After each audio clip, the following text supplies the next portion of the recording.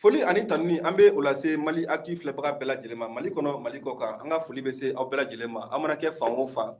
an ka foli bɛ aw bɛɛ yɔrɔ aw balimakɛ Elbasir Thiam Mali Actu i n'a fɔ sɔgɔmada na an bɛɛ lajɛlen ye kibaruya cogo min na wa ko balina ko fɛnɛ tɛ parce que a bɛ waati jan bɔ an minnu tun bɛ yen nɔ k'a fɔ ko Faransi olu ka golo masirilen tabaga minnu tun bɛ an fɛ yan nɔ fo ka fara kanajɛnw fɛnɛ kan donc ko olu ye a décider k'a fɔ k'u bɛna bɔ Mali kɔnɔ kalo 4 fo ka taa se kalo 6 ma cɛdenw minnu ka minɛnw fara ɲɔgɔn kan ka bɔ Mali kɔnɔ ka t'u ka jamana kan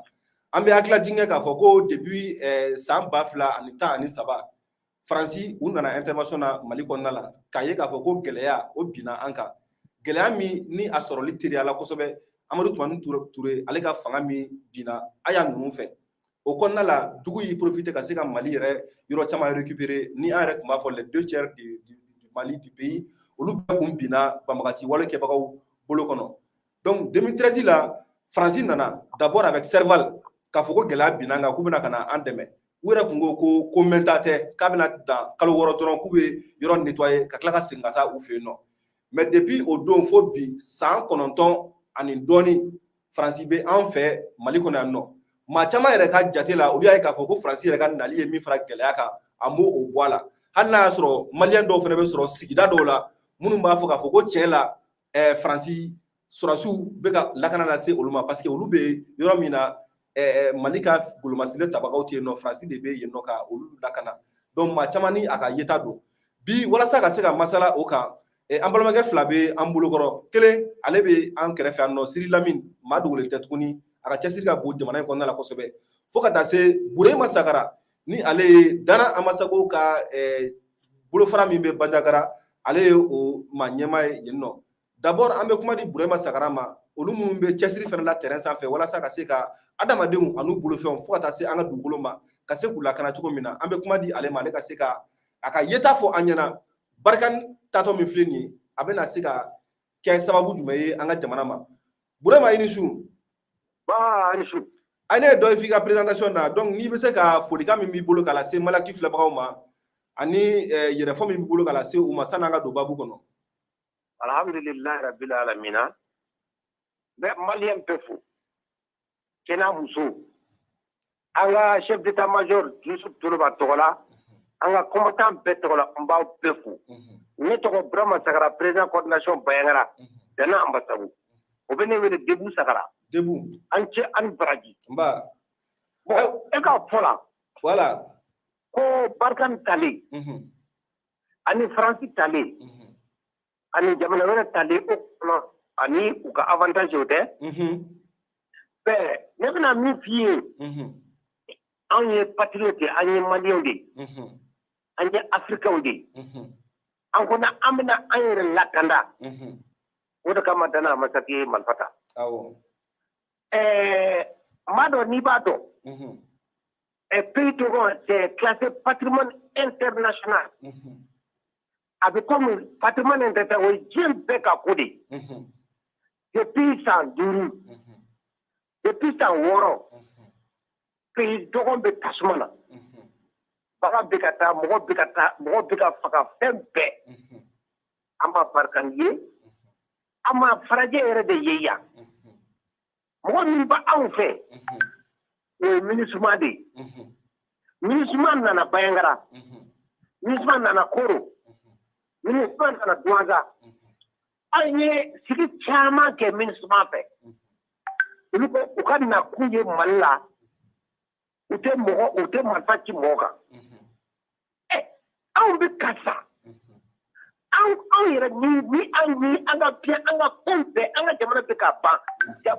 dɔgɔnɔ jamana ko don ninnu tɛ ka foyi de kɛ la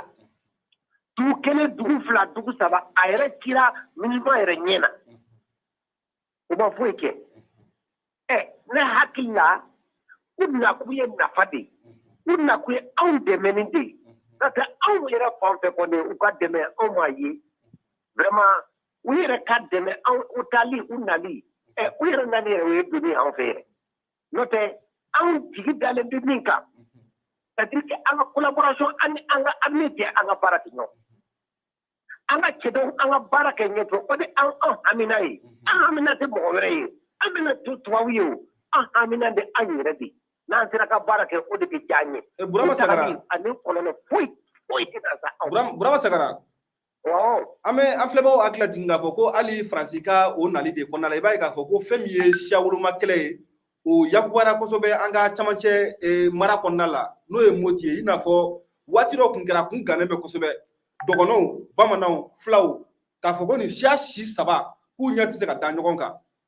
a yɛrɛ ka niveau la bi yalima bɛn bɛ ka commencer ka na malidenw ni ɲɔgɔn cɛ yen nɔ wa mais ne bɛna min f'i ye k'a fɔ fila ani dɔgɔnɔ bɛ kɛlɛ la k'a fɔ fila ni bamanan bɛ kɛlɛ la o yɛrɛ tubabu o yɛrɛ ye français ka fabrication de o yɛrɛ ka ko labɛnnen de ye an ka kɛlɛ daminɛnen MINUSMA filɛ Bankasi ɔkɔsɔn min cira nin a bɛ MINUSMA de bolo dugu dɔ bɛ yen u b'a wele ko Koromara la a daminɛnen an ka sɔrɔsi bolo dugu saba Bankasi kɛrɛfɛ dɔw yɛrɛ bɛ yen a bɛ gardien bɛ MINUSMA de bolo mais dɔgɔnɔ dugu si tɛ yen a gardien bɛ MINUSMA min bolo donc u ye kɛlɛ in kɛ siya kɛlɛ ye diyagoya fila ni dɔgɔnɔ bɛ kɛlɛ u y'a kɛ diyagoya ye n'o tɛ ni aw ni ɲɔgɔn cɛ ni fila bɛ kɛlɛ la dɔgɔnɔ fɛ a bɛ ye o ni dɔgɔnɔ bɛ kɛlɛ la a bɛ ye o mais Segu kɔnɔna na ka fɔ Masina kɔnɔna na ka fɔ Jafara bɛ kɔnɔna na ka fɔ comment on appelle ça Jabali kɔnɔna na u t'a fɔ bamanan ni filaw u b'a fɔ ko ja tɛ se ka kɛlɛ mais anw yɛrɛ u b'a fɔ dɔgɔnɔ ni filaw bɛ kɛlɛ la o ye fabrication de ye donc tɔli e b'a dɔn tubabu ka kegu yɛrɛ yɛrɛ de u ka kegu de u ka kegu yɛrɛ yɛrɛ de e b'a fɔ u bɔra Liri u taara nord la u bɔra nord la u taara Tuwanza e yɛrɛ ka fɛn fabriqué n'a fɔra e yɛrɛ k'a dilan o a bɛ ɲɛ wa a tɛ ɲɛ dɛ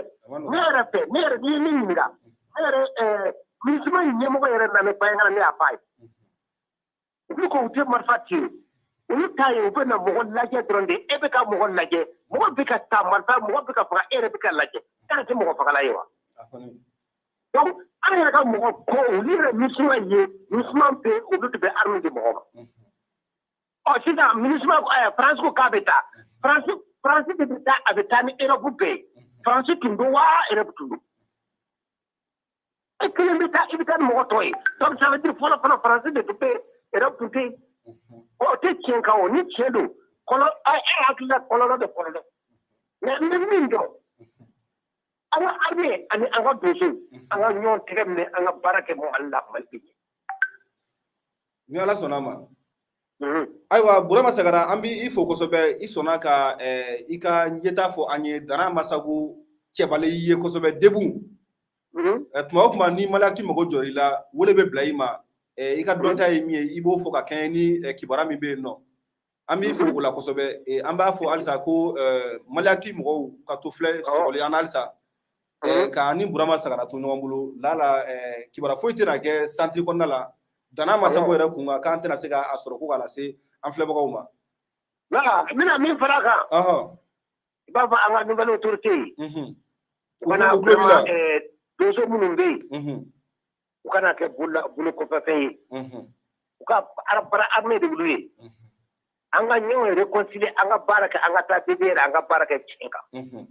n'o tɛ a tɔ ninnu bɛɛ ye fu de ye n'o tɛ colonisation bɔra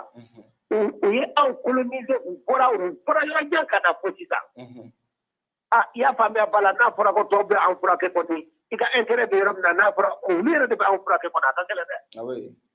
an ka kɛ an yɛrɛ ye u ka baara kɛ donsow fɛ u ka baara kɛ an ka anw maliyɛnw fɛ minnu bɛ yan n'o tɛ olu taalen olu hakili la kɔlɔlɔ bɛ se mɔgɔ bɛ diɲɛ na i tɛ se ka baara kɛ i kelen an bɛ bolo fara an ka kan di diɲɛ bɛɛ mɔgɔ bɛɛ ma an bɛ baara kɛ bɛɛ fɛ mais mɔgɔ min ka di Mali a ka baara kɛ an ka hɔrɔmaya nana an ka baara kɛ o fɛ a ka kɛ Rusi o a ka kɛ Suisse o a ka kɛ Chine o a ka baara k'a fɛ mais a ka denw c'est que maliyɛn denw yɛrɛ minnu bɛ fara la a ka jɛ k'u fara ɲɔgɔn kan an ka baara kɛ ɲɔgɔn fɛ n'o tɛ an tɛ Mali jugu ye an tɛ hali Faransi jugu ye mais min tɛ se ka baara kɛ san kɔnɔ tɛ ɲɔ t'a la a tun bɛ nord la a bɔra nord la a nana Tuwanza anw yɛrɛ ka yɔrɔ la i tɛ se ka taa yɔrɔ si mais olu tun bɛ min an bɛ faga u tun bɛ min an bɛ sa u tun bɛ min a n'o tɛ a ma nɔgɔn n bɛ bɛɛ fo an baraji an b'i fo ayiwa nin kun ye Burema Sagara Debu ni ale Bandiagara kɔnɔna la Dana Amasago ka bolomafara min bɛ yen nɔ ale ye o maa ɲɛmaa yen nɔ a yɛrɛ bɔra ka lase kɛ an ye ka kɛɲɛ ni Faransi golomasinen tabagaw olu ka taliko kuma min fɔra ka bɔ an ka jamana kɔnɔna la o tɛmɛnen kɔfɛ an bolo kɔrɔ nɔ Sidi Lamini bɛ yan nɔ Sidi Lamini ni su folikan jumɛn bolo k'a lase Mali filɛbagaw ma Mali filɛbaga Mali kɔnɔ ani Mali kɔ kan an ka foli b'u bɛɛ ye Mali den cɛ ni muso an ka foli b'u bɛɛ ye ne ye Sidi Lamini Danbele monsieur le maire je suis le vice-président de l'Alliance pour une transition intelligente et réussie. Je suis également le coordinateur au niveau de la commune 3 district du comité de développement du quartier. Au mun kɔnɔ n bɛ se ka dan ye sinon an bɛ ko caman na hali sisan i bɛ n wele k'an to yɔrɔ min o tun ye on est dans une grande commission pour l'organisation du Haut Conseil national des organisations de la société civile ko kuma lase commune kɔnɔ bɛɛ lajɛlen k'o faamu komi a bɔra assise de la refondation na cogo min n'Ala sɔnna ma ayiwa Sidi Lamini ko barikani bɛna ta ka bɔ an ka jamana kɔnɔ dɛ maliyɛn caman ka laɲini kun don e yɛrɛ ye o tali ye e y'a faamu cogo di bon LBC caman barikani ninnu ka tagali siɲɛ fɔlɔ fo fɛn chronogramme dɔ tracera a fɔra ko le 15 octobre k'u bɛ bɔ Gao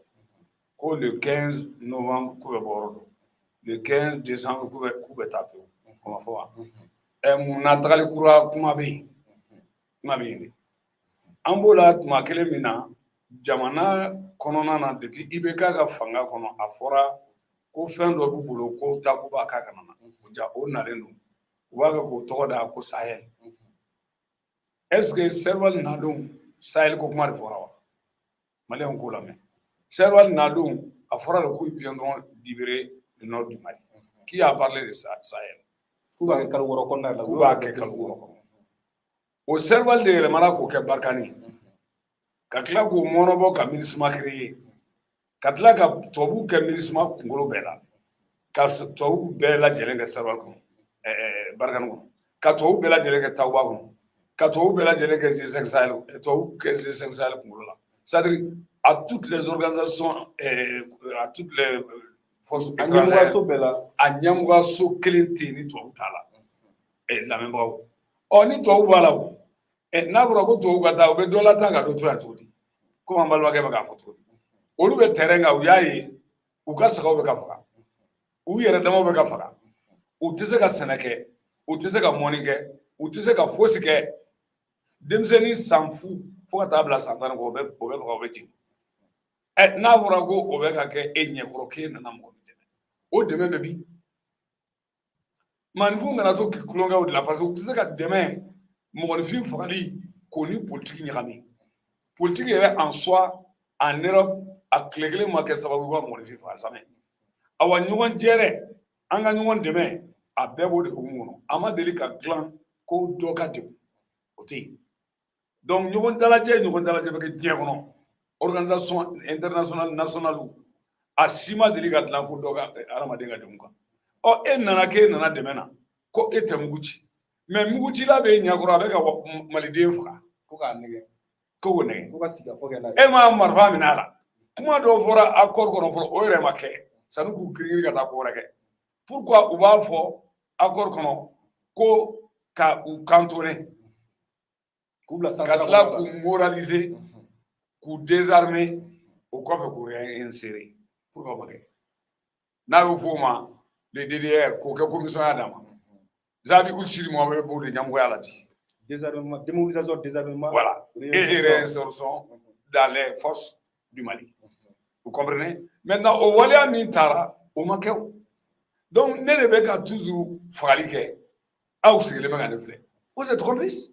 il faut que cela soit clair mais Sidi n'i y'a selen nin yɔrɔ bɛɛ ma o est ce que an ka jamana mara taabolo yɛrɛ kunun ko est ce que o nɔ ma ye nin na wa parce que n'i y'a ye maa yɛrɛ bɔra kɔfɛ k'o nana an dɛmɛ quelque part est ce que an ma dɛsɛ wa est ce que il n'est pas temps Mali yɛrɛ k'a lajɛ k'a ka potentialité lajɛ an ka se ka bɔ tuma bɛɛ gulonnen maaw la wa et à long terme an ka se k'a labɛn an ka doni an yɛrɛ ka kɛ a tabaga ye maaw ka se k'u bolo bɔ yɔrɔ la k'a ta mais a giriman fanba bɛ ka d'an kun maa ma kɛ tɛ ka tuma bɛɛ ko ni marifa cira panw o y'a sɔrɔ an ye weleli kɛ kɔfɛ ko maaw kana an dɛmɛ est ce que an yɛrɛ tɛna se ka se an yɛrɛ kɔrɔ waati dɔ la wa an y'o de fɔ Nye kono mo sita ka lakana ka famu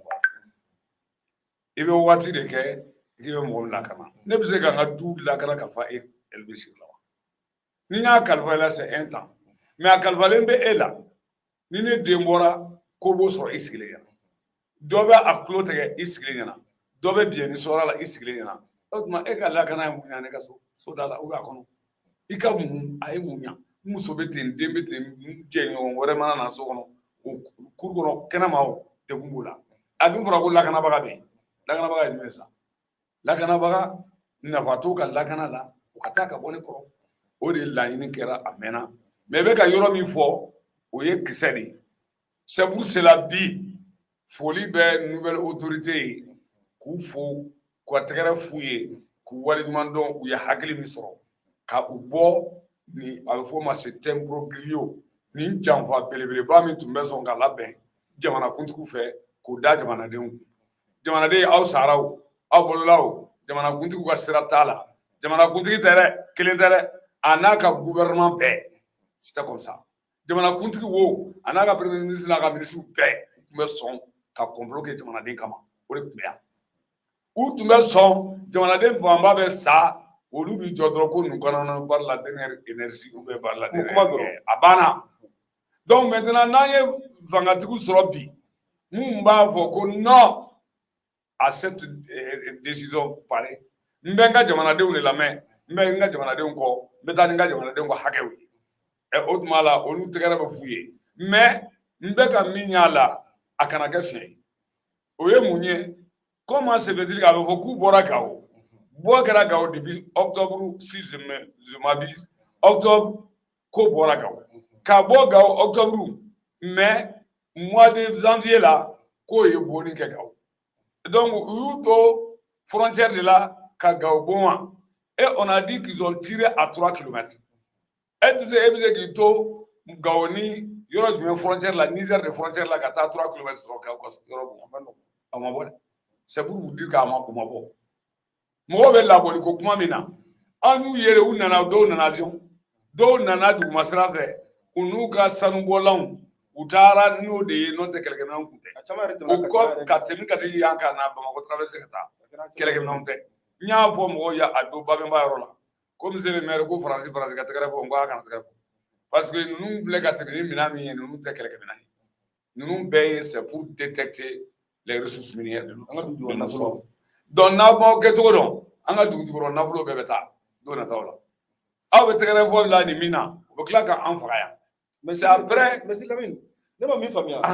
i hakili b'a la Barkhane convoi dɔ delila ka bɔ Burukina fo manifestation ba kɛra la o kɛra répression ba kɛra o kɛra u nana se Niger manifestation ba fɛnɛ kɛra fo dɔw ni bɔra Niger mais convoi selen Gao an yɛrɛ ye ja ni kibaruya dɔw sɔrɔ Gao ka dɔw bɛ tɛgɛrɛ fɔ la est-ce que maliyɛnw ka yeta ye kelen ye présence militaire française da Mali kɔnɔ parce que dɔw bolo ka ko nafa t'u la mais maliyɛn dɔw b'a ye k'a fɔ ko jɔyɔrɔ bɛ u la e bɛ se k'o faamuya cogo di maliyɛn dɔw de m'a fɔ k'u kana munna olu yɛrɛ tɔgɔ tɛ fɔ la o bilen ko dɔ de ko il faut une intervention étrangère dans nos pays ko sɔrɔsi t'an bolo à l'époque an ko sɔrɔsi mun b'an bolo o de ye jumɛn ye sɔrɔsi tɛ kɔrɔnfɛ yan fan fɛ wa sɔrɔsi t'an bolo o fɔra yan mais dɔw kuma sera yan ko FDR ko mɔgɔw kana jɔnkuna ninnu bɛɛ b'a la Ismaïla Cissé ninnu bɛɛ b'o la les Sogɛli Kɔbala Mayiga aw bɛɛ kun b'o la yen FDR kisɛ donc Modibo Sidibe ninnu bɛɛ kun b'o kɔnɔ aw de ko mɔgɔ dɔ kana ko k'an dɛmɛ laɲini kɛra de ko mɔgɔ dɔ ka kana k'an dɛmɛ an ka sɔrɔsiw de bɛ taa jamana wɛrɛw kɔnɔ dɛmɛw ni fɛnw na o tuma la o ma se ka kɔgɔ ka jo ka bɛn n'an ka nin kɛlɛ ye wa mais a ma faamu dɛ u ko aw ye koba mɔgɔw aw ye kuma wɛrɛ fɔbagaw de ye jihadiste ninnu na aw bolo bɛ ɲɔgɔn bolo ou bien rebelle ninnu n'aw bolo bɛ ɲɔgɔn bolo jihadiste ko kuma nana de tubabu kɛlen ko k'a ka cerveau sigi ça il faut que le dire parce que depuis la rébellion de 1963 on n'a jamais dit au Mali djihadiste on n'a jamais dit au Mali terroriste maintenant nin ko in de la an ko an yɛrɛ ka armée ka taa an lakana n bɛ segin kɔ yɔrɔ min professeur Rokia de tun ye président du MPVD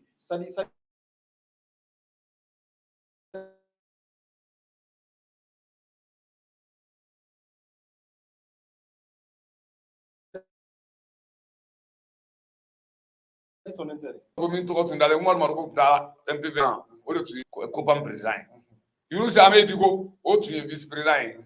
professeur Orokia vice président Keita u b'a fɔ o ma ko Keita Bleni o Keita Bleni o de tun ye RPDP ɲɛmɔgɔ ye o fana tun ye vice président ye parce que comment les choses sont maintenant o jɛkulu de bɔra ko mɔgɔ wɛrɛ kana na dɛ ko sɔrɔsi mun b'an bara olu yɛrɛ bɛ se k'an bɔ ten. Il y a combien de rigissements dans notre pays? Ça nous dit à faut watiller ko amogo be de la mais quand amogo de sɔrɔsi la donc ni a bɛ se ka dɛmɛ frapa yɛrɛ ko k'u k'an dɛmɛ de ni minɛnw ye frapa yɛrɛ ko bɔra jɔnkuna de ka lettre la lettre qui a été fabriquée à l'Élysée et envoyée à Jɔnkuna pour qu'il puisse apposer sa ceinture que là k'a réenvoyer au moins maintenant la lettre copie réelle se trouve en France la lettre photocopie se trouve au moins c'est ça. Maintenant, par Doga Yamaria, on nous te voilà pourquoi. Donc, on a donné maintenant, moi, étant à Paris, je vois encore que Francine n'a pas donc le ministre créé le ministre va de Abouno Blasé, on est rebelle dans notre pays. Donc, comment n'a tout réuni? On dit, n'a la couille sani sanke, doye bani nunke, coup d'aye sankele de couper béban. Dogo ko kalo woro ko ni bɛ ban mɔgɔ si ma san 2 bɔ mun y'o kɛ san 9 ye o ko ma ban yan an balimakɛ ka kuma bɛ na yan de degu ko aw b'an kɛrɛfɛ yan aw bɛ ka nin waleya ninnu bɛɛ lajɛlen kɛ mais o bɛɛ rɔ an ka kɛlɛ tɛ ka ban o bɛɛ la an ka mɔgɔ fagali tɛ ka ban o bɛɛ la an denw tɛ ka ban sa la o bɛɛ la binkani bɛ ka an musow la an balimamusow la tɔɲɔ sugu bɛɛ b'an kan o tuma la sisan a sera u k'u ka minɛn de cɛ a fɔra a mɛnna depuis an bɛ k'a fɔ yɛrɛwolo Debout sur les remparts o tɛ fɔlɔ a daminɛna ko on a tout compris i b'a kalama e yɛrɛ kun b'a la on a tout compris an ye tubabuw ka fiɲɛw fɔ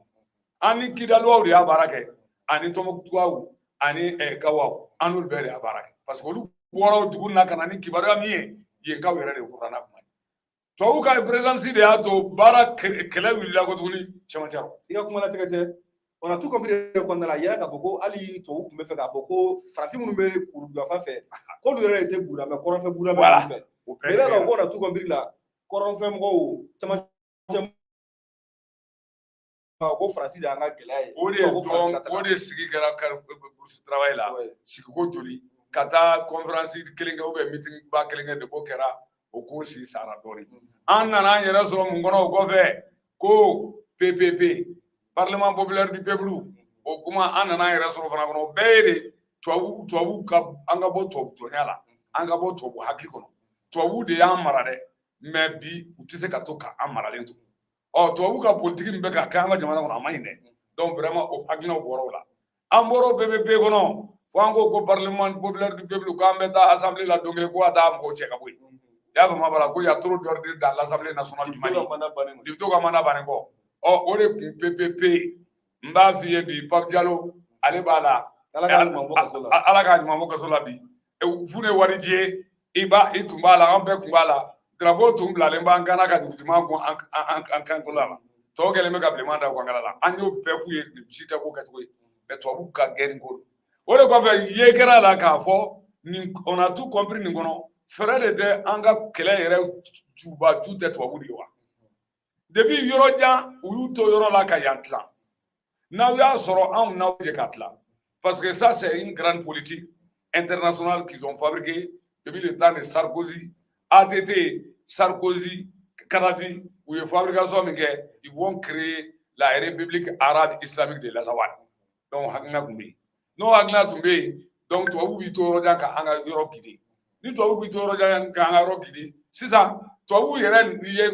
dongo sɔrɔ n'a anw ka mɔgɔw ye n'a bɛ f'o ma ko le FDR olu min ko ko rétablissement de la constitution y'a faamu b'a la des trucs constitutionnels o mɔgɔ minnu y'o fɔ dɛ f'u tun bɛ to ka CEDEAO su k'a bila jamanadenw na ka embargo créer jamanadenw kan o mɔgɔ kelenw kɛlen bɛ k'u yɛrɛ kɛ bi k'olu tɛ tubabu welebaga ye olu de ye tubabu welebaga ye tubabu welela olu min fɛ a yirala bi ko tubabu nali ma ɲa a nali ma ɲa sini mais san'a ka na mun ko k'a kana na fana dun pour olu tɔgɔ tɛ fɔlɔ bilen donc ala y'a kɛ yɛrɛwolo Debout sur les remparts le 19 novembre 2019 o kɛra sababu ye Kulukoro an y'o sigi kɛ ko atelier kɛ o kɛra sababu ye sisan tubabuw kɔ k'u ɲɛdɔnna dɔɔni tuma bɛɛ an bɛ kanw sigi an ma bɔliw kɛ ko tubabuw bɛ taa ko dɔ b'a fɔ k'u bɛ taa tuma jumɛn parce que la volonté politique de l'autorité de l'État n'était pas là parce que hali an bɛ sortie min kɛ ka taa u bɛ gazi fiyɛ an kan u bɛ dɔw cɛ ka t'u datugu autorité b'a f'i ɲɛna ko tubabuw b'an dɛmɛ de la n'o tun ye IBK ka na a ka mɔgɔw ye donc o kɔfɛ n'u y'an sɔrɔ sitting na u b'an k'u sago ye a bɛ fɔ ko tubabuw y'an paro a bɛ kɛ bi de dɛ su n'a bɛ patron président bɛ bɔ a n'a ka ministre fɛlɛfɛlɛw bɛ bɔ k'a fɔ ko ninnu y'an ka partenaires ye ɔ n'an ye mɔgɔ sɔrɔ bi n'o o b'a sɔrɔ anw bɛ kuma min na olu tugun'o kɔ de Assimi Goïta ninnu tuguna anw ka kuma nin de kɔ yɛrɛwolo début sur la rempart a nayɔrɔ ka jan dɛ de Tarawele ka na on a tout compris la ka na bɔ la ka na PPP la k'i yɛrɛ sɔrɔ sisan ko yɛrɛwolo début sur la rempart a mɔgɔ kelen kelenw de don an kelenw de bɛ ligne kan tagalen an bɛ k'a fɔ ko Faransi de y'an ka fiɲɛ ye sirajan kɛra dɛ mɔgɔ kana yɛrɛ nin tɛ an bɛ siɲɛw kan an bɛ ko bɛɛ kɛ mɔgɔ bɛ minɛ ka taa an bila kungo la ka tila k'an nabɔ nin bɛɛ kɛra donc ni a yera bi ko faamuya min b'an kunna ko yɛrɛ tun t'an dɔn a ma sunya k'an dɔn a n'an ka jan mais a y'an ka hakili tɔgɔma o de y'a to mɔgɔ bɛ k'a kɛ k'a fɔ a bɛ ka ninnu de dɛmɛ dɛ an t'u yelen dɔn hali an t'u ka dɔrɔmɛ kelen t'an bolo mais an ye waleya min ta u taara o sira fɛ n'u taara o sira fɛ o de ka d'an ye mais an bɛ min nɔfɛ ninnu k'u ka minɛn cɛ réellement de mais sinon n'i y'u bila ni Faransi taara parce que Faransi de ta fɔra Barkhane Takuba de kɔnɔ ni Canada fɛnɛ bɛ a kɔnɔ n'olu taara est-ce que MINUSMA fɛnɛ bɛna si sɔrɔ Mali kɔnɔ tuguni wa MINUSMA ni Faransi ni Takuba ni G5 Sahel bɛ ka taa parce que MINUSMA kɔni ta ma fɔ G5 Sahel ye technique de ye k'a to ka farafinna président dɔ ou bien farafinna dugu dɔ mɔgɔ dɔ k'a président ye mais a ɲɛmɔgɔya ko kunkun n'a ɲɛ bɛ tubabu de bolo français bolo maintenant tubabu ka kɛku dɛ u diminen b'an kɔrɔ n'u diminen b'an kɔrɔ e bɛ dɔ bila ka dɔ to yan dɔ bɛ bila ka dɔ to yan mais hali o yɛrɛ la Sidi Lamine i b'a ye k'a fɔ ko Barkhane bɛ ka cɛ ka bɔ Mali la yan nɔ mais a tɛ ka taa yɔrɔ jan a bɛ ka taa Mali da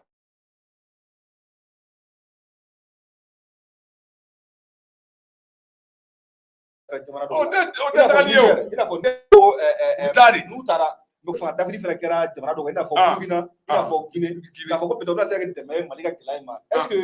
a coup d'État ninnu an bɛ se k'a fɔ k'a fɔ ko jamanakɔnɔdenw de ka laɲini y'a ta wa walima Faransi bɛ a kɔfɛ wa jumɛn ta Burkina coup d'État ni Guinée coup d'État bon jamanakɔnɔdenw bɛ ko dɔ de kɔ n degunna c'est-à-dire terrorisme créera en Europe pourquoi la révolution française de 1789 parce que mɔgɔ de funu degunna de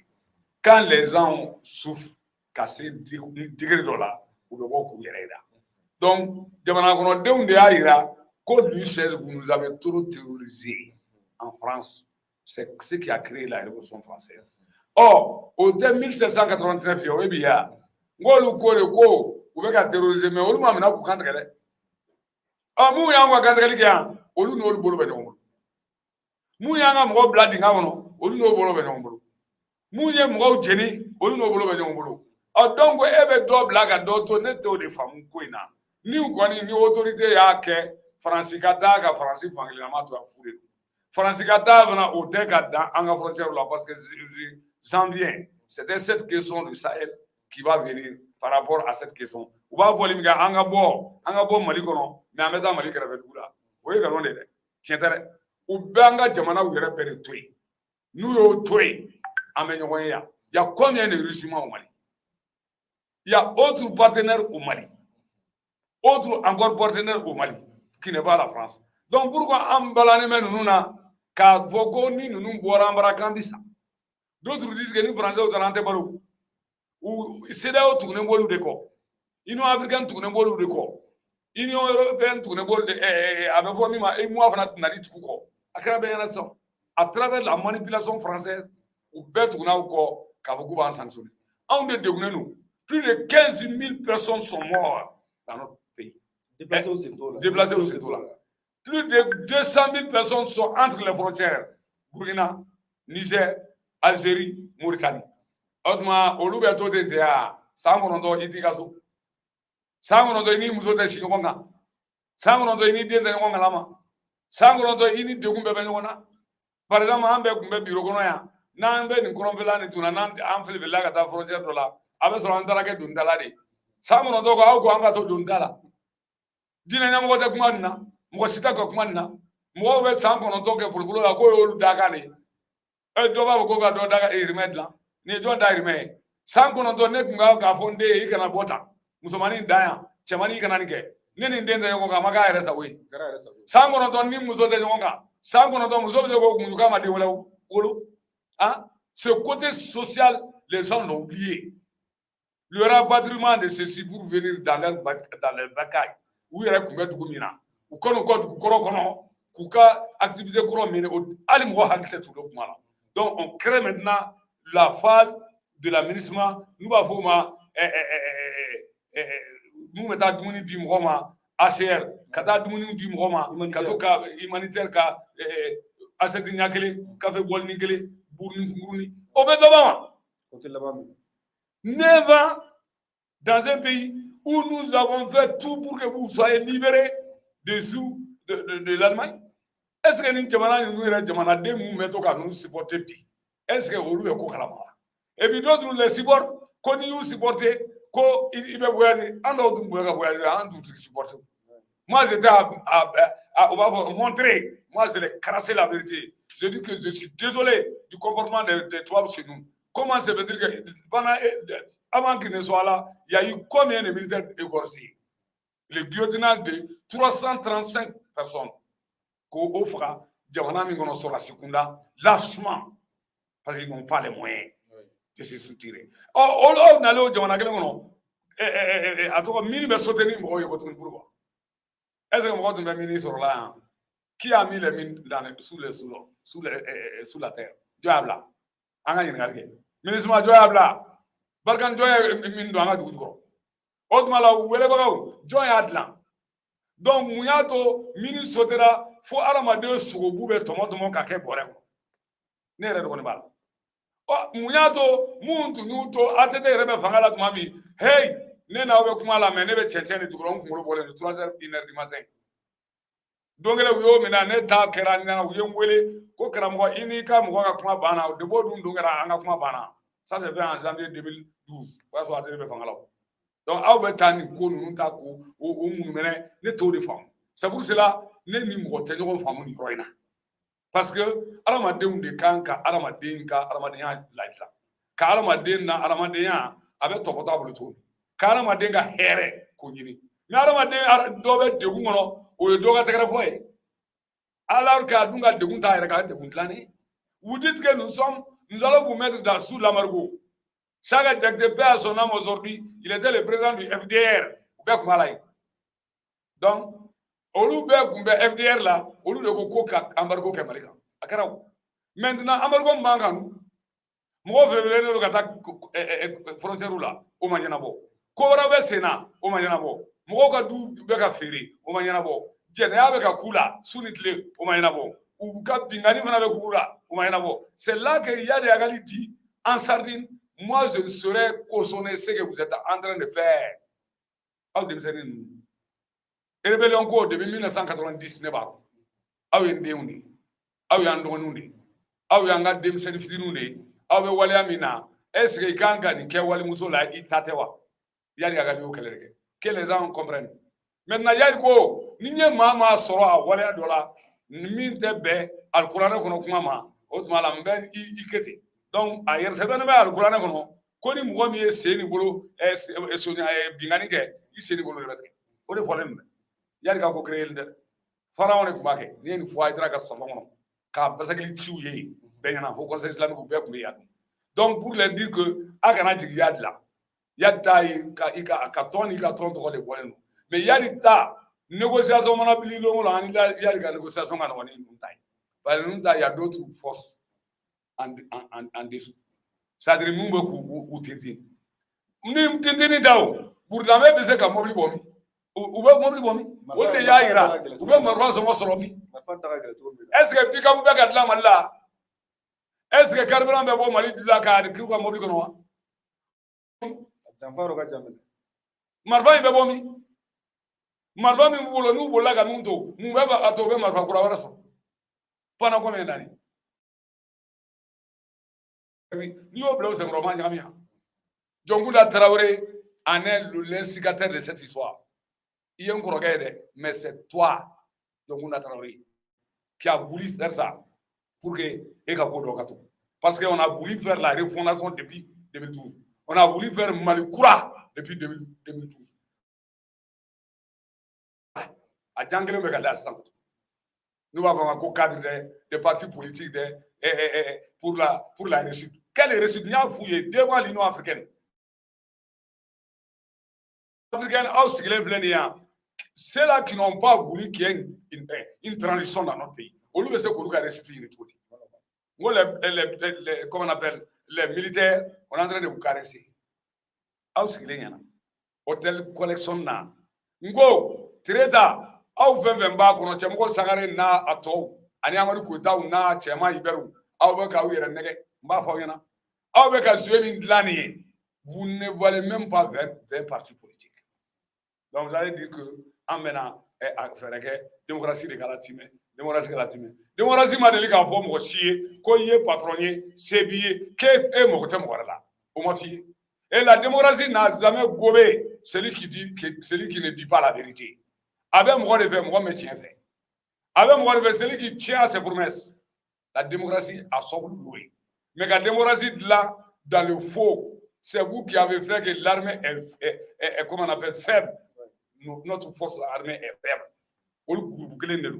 Depuis plus de 20 ans, vous êtes en train de diriger un pays au Mamiri, Katasi, Kavo, Mobliba Mbembolo, Soba Mbembolo, Malikorani, Jamanawakono, au Sababu et Maldeunde, mais Bi, Nyamo Maldem Fakatolala, Nyamedo Gentolala, Nyamedo Baldena Katuba Furla, Nyamedo Lauten Nilaki. Ni verso nyame demseni bizini jenne dale na ba jennenga e mo miri ko fo anata élection de à mon clé de 2012 ou d'où ils ont fabriqué en 2012 de telle sorte qu'on a parlé du CNTC, Conseil national de transition pour le changement entre nous créer ayo avocat jamana to go CNT kambe CNTC là jaw o jalon ayo boli ko folo mi ke le 22 mai 2012 au Sénat de ala menadro ka sinde ko o de ta ka do di série o makata do e français ni bana ka be donc u yambolo jaay ko olu mu de ko mu be olu to e même s'ils n'ont plus de mandat ils vont rester comme députés et ils sont restés comme députés avec leur passeport diplomatique. Ils ont tous les privilèges, c'est-à-dire au cas Soroda, au cas donc sera Bebougoulou, pour qu'au Cabo Jamana,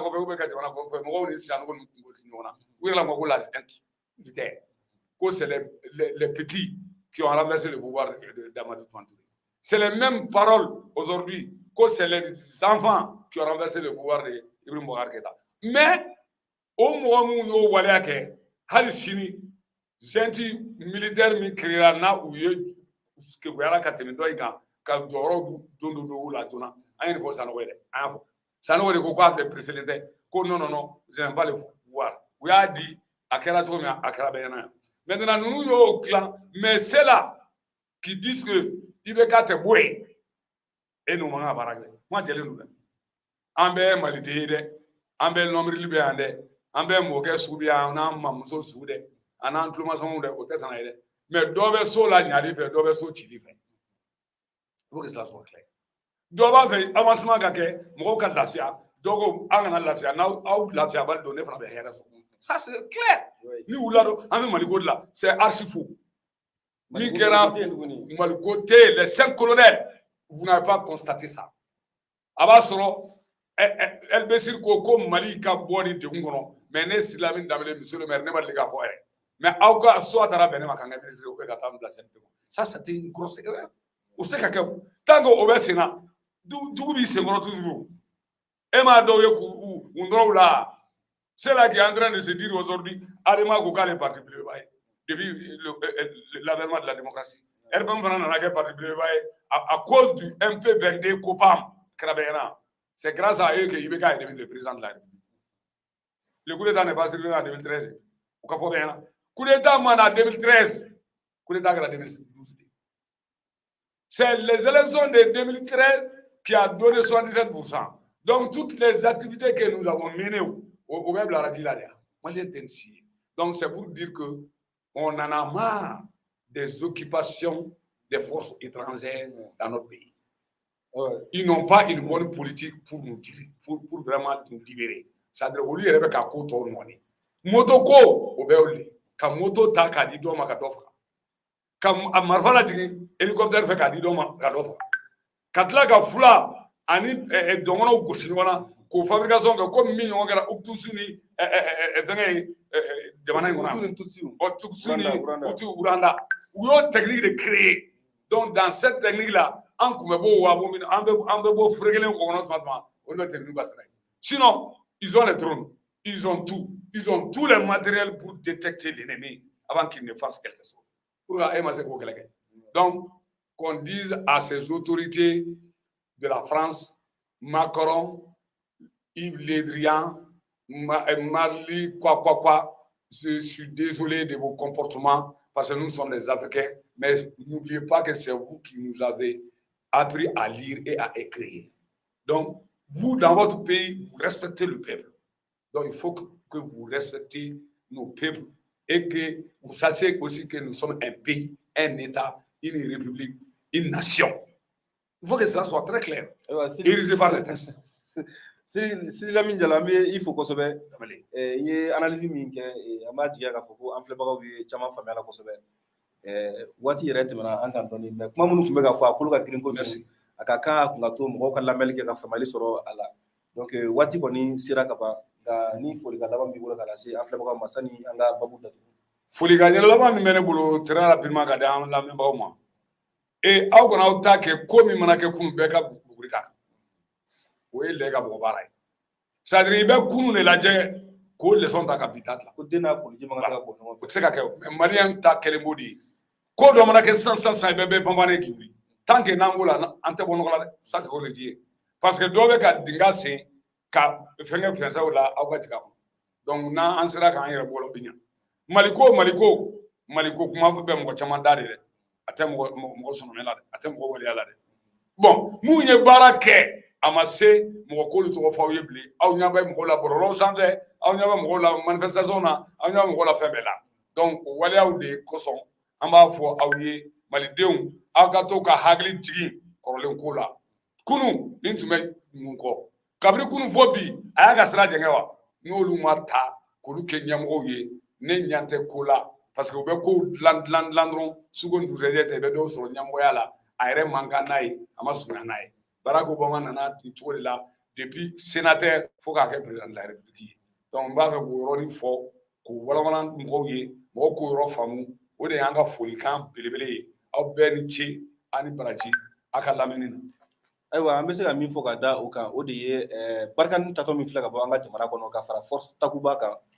donc olu tatɔ min filɛ ka bɔ an ka jamana kɔnɔna la a bɛ se ka enseignement caman di an ma kosɛbɛ parce que n'i y'a jateminɛ n'a kɛra de ko parce que o gɛlɛya binna an kan san 9 ani tila ni min ma fara degun kan o ma bɔ a la